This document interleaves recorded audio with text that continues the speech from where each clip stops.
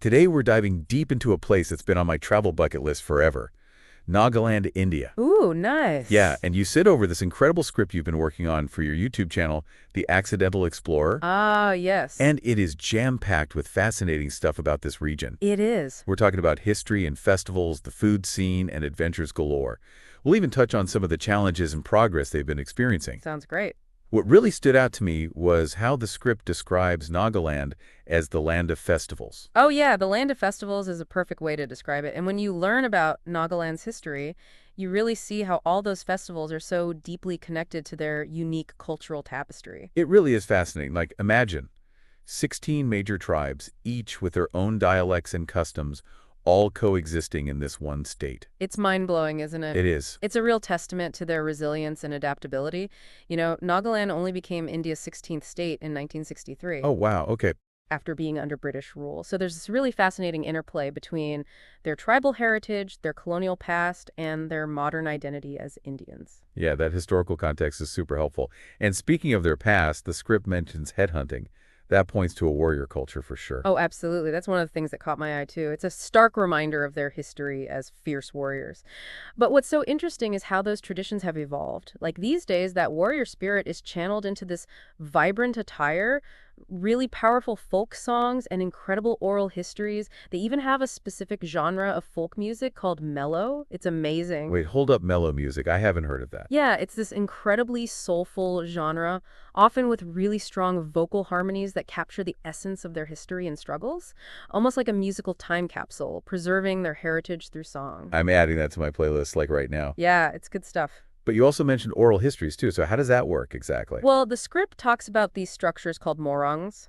They're kind of like communal dormitories for young people, Interesting. where they can gather to learn from the elders and keep those traditions alive. So it's more than just a place to sleep. It's a living, breathing embodiment of their cultural heritage. Imagine sitting around a fire and listening to your ancestors talk about their bravery and their wisdom. Wow, that's so much more than just a dorm. It's like a cultural incubator. It It is. sounds like a direct link to their past, Yeah. which leads us perfectly to what Nagaland is perhaps best known for, those incredible festivals. Yes, their festivals. And the script just goes all out when it describes the Hornbill Festival.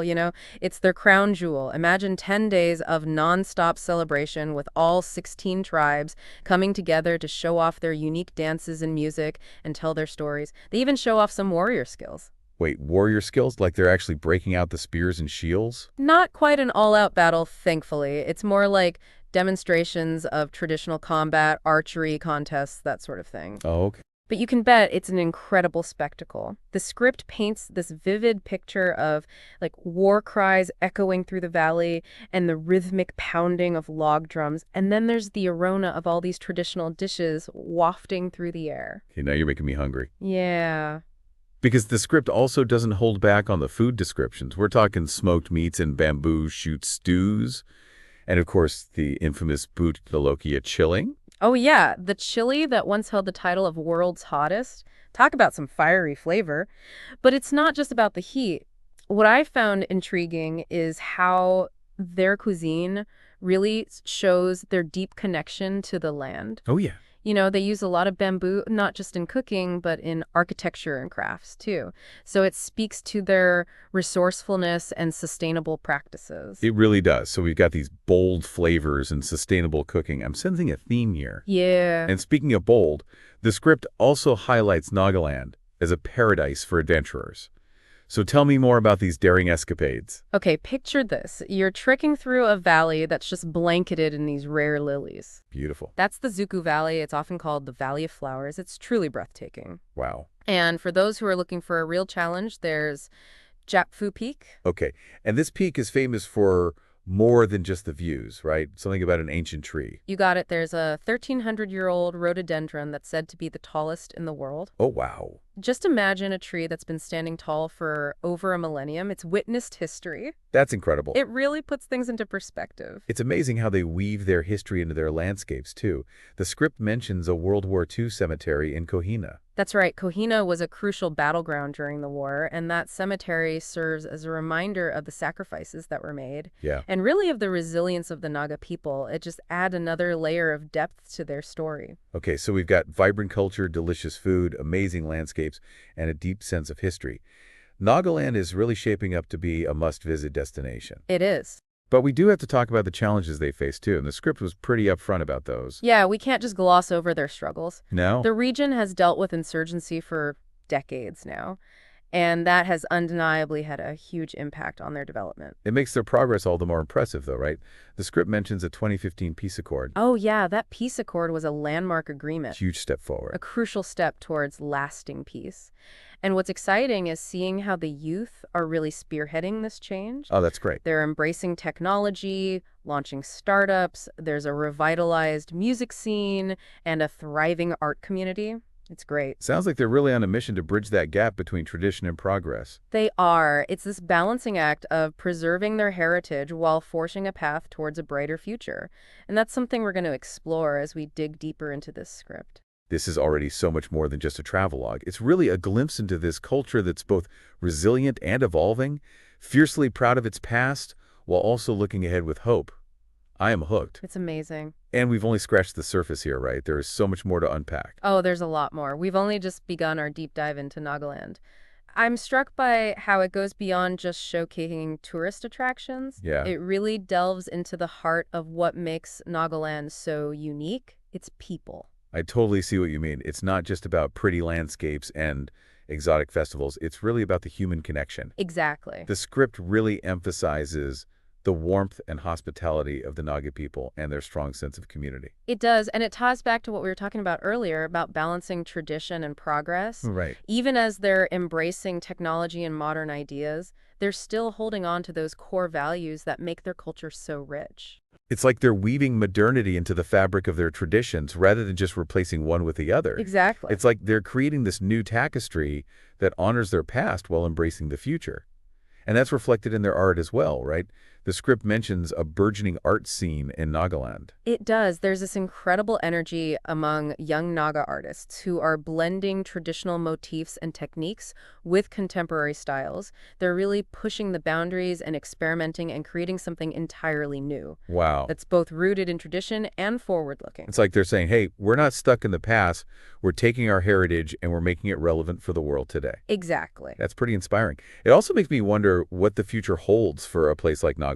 They've come so far and overcome so much, but they're also facing these new challenges, especially with, increasing tourism. Yeah, that's a really crucial point. And the script does touch on that, the need to preserve their natural beauty and their cultural integrity, especially in the face of all that growing tourism. It's a tough balance. It is a delicate balance, isn't it? Showcasing this beauty to the world, but also protecting it from being overrun. It's like walking a tightrope. And it makes you really think about responsible travel Absolutely. and making sure your visit benefits those local communities Right. and doesn't harm their way of life. Yeah, and it seems like Nagaland is taking that seriously. Yeah. They're promoting ecotourism and encouraging travelers to engage with their culture on a deeper level and emphasizing sustainable practices. Which makes total sense because, as this script so clearly shows, Nagaland is a treasure. It's a hidden gem It is. that deserves to be appreciated and protected. It does. More than just appreciated, I think it's about understanding. It's so easy to romanticize a place like Nagaland and get caught up in the exoticism of it all, but we have to remember that there's real life happening there. Yeah. These are real people with real stories and real challenges. It's like we can't just parachute in, snap a few photos of colorful festivals, and call ourselves cultural explorers. Right. We need to engage with the place and its people on a much deeper level and learn about their history, their struggles, and their hopes for the future. Exactly, and that's where storytelling plays such a crucial role. Yeah. This YouTube script, for example, does a fantastic job of weaving together history and culture, adventure, and personal experiences to create this compelling narrative that goes way beyond just superficial observations. It's like those hand-woven shawls you mentioned earlier. Yeah. Each thread tells a story, and when they're woven together, they create this intricate tapestry of meaning. That's a great analogy, and that's what makes travel so powerful. It really is. It's not just about seeing new places, it's about experiencing those places through the stories they tell and the stories we create along the way. It's about adding our own thread to this grand tapestry of human experience. I love that. So what do you hope people take away from this deep dive into Nagaland? What's the big takeaway here? Well, I hope they come away with a sense of wonder and an appreciation for the diversity of human experience and a desire to learn more. But more than that, I hope it sparks a sense of responsibility. Okay. That engaging with another culture requires respect and sensitivity. And a willingness to step outside our own comfort zones. It's about approaching travel and life in general with a sense of curiosity and humility, right? Yes. Recognizing that we always have something to learn from others, even if their way of life is very different from our own. Beautifully said. And that brings me to something I wanted to highlight from the script.